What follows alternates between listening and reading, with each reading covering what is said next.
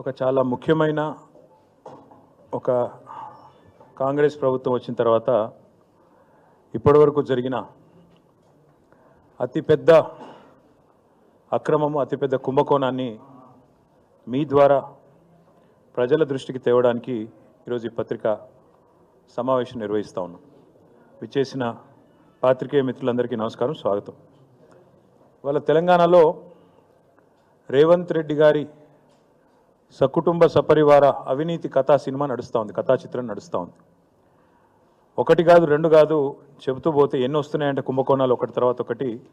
నేను వాటన్నిటి లోతుకు పోకుండా ఒకే ఒక్క కుంభకోణం 8,888 కోట్ల కుంభకోణం, 8,888 crores కుంభకోణం గురించి నేను మీ దృష్టికి రాష్ట్ర ప్రజల దృష్టికి తీసుకొని వస్తూ ఉన్నాను.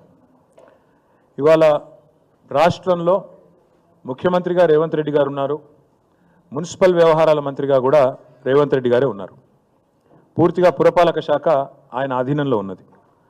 ఆయన ఆధీనంలో ఉన్న పురపాలక శాఖలో అమృత్ అనే కేంద్ర ప్రభుత్వ స్కీమ్ ఏదైతే ఉన్నదో దాని కింద ఈ ప్రభుత్వం వచ్చి రాగానే డిసెంబర్లో ప్రభుత్వం వచ్చింది, ఫిబ్రవరిలోనే ఈ కుంభకోణానికి తెరలేపారు.